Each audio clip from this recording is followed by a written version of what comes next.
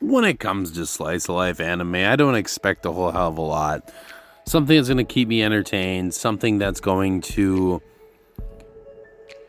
make me happy for the next 5, 6, whatever hours, And I've owned the box set for Tanakakun Itsumo Kadarugu. Oh my gosh, Kadaruge for like a while, right? Tanakakun is always listless. And I've kind of just had it on my shelf, really haven't gotten into it, but I decided to delve into it today, and what a series we have here. Now, our main character, Tanaka, is pretty much this guy who just wants to be invisible, right? He loves sleeping, he likes convenience, he doesn't want to do anything over the top, just, I guess, exist and sleep, right? Even like quotes in one of the episodes at the fact that, if he could, the 3 human necessities, 80% of it is sleep, and the other 2 are divided by, the last 20%. So, going through this, you're thinking to yourself, wow, what's really going to happen here, right? He's got his best friend, Ota, who is like this freaking amazing guy who is the complete opposite. He's almost like the dad figure, but he's the best friend. He's protective of Tanaka, makes sure that he gets to classes and, carries his ass there. And they are the perfect dynamic friendship. They do everything together, and one can't survive without the other, and it's absolutely beautiful. We get some sub characters going along this series, like, for instance, obviously Tanaka has a little sister named Rino, and she is like not necessarily a main character per se, but she is that like complete opposite of Tanaka, which is absolutely hilarious because she's like the responsible one, and she looks identical to him. Keep that in mind. Some people always get them like mixed up when they're together, but she has that brother complex where she wants her brother to be completely his, and at the same time really hates Ota because the fact that her brother depends on him so much.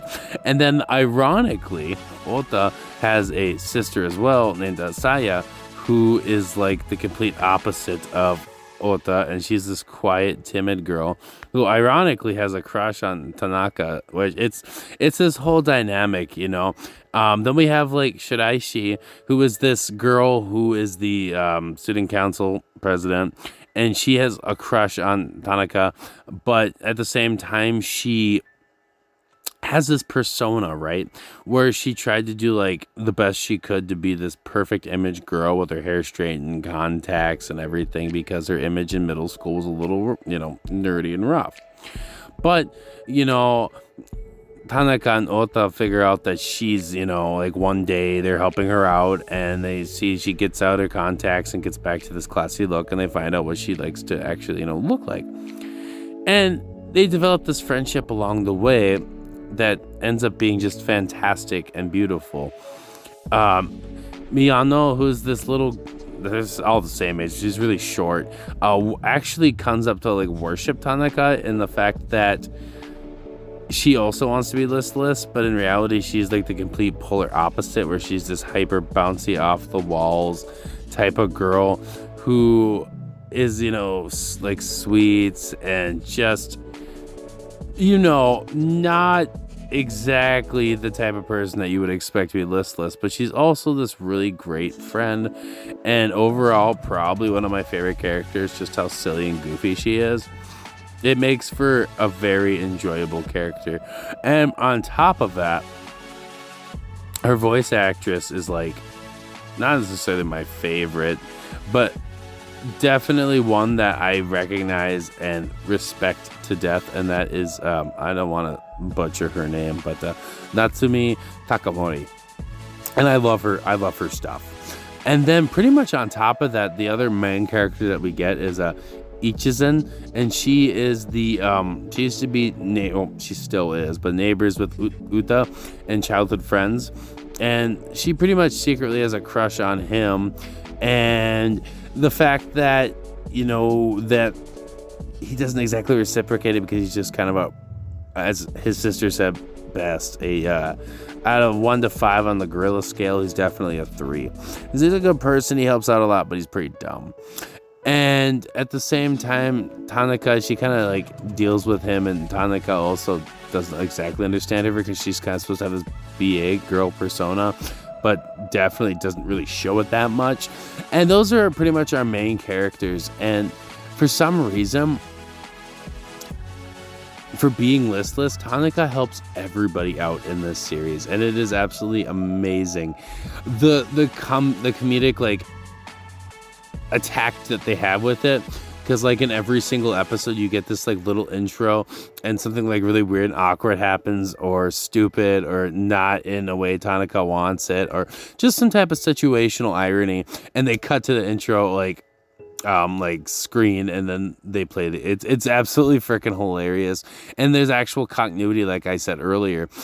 Like the story actually progresses and people grow, and everybody in the end is pretty much where they need to be. And without super like hardcore getting into spoiler details, I would honestly say that this is actually pretty damn conclusive for a slice of life. Like Tanaka actually has a the word I'm looking for, he realizes he has like either way, I'm freaking blanking out, y'all. I'm so sorry.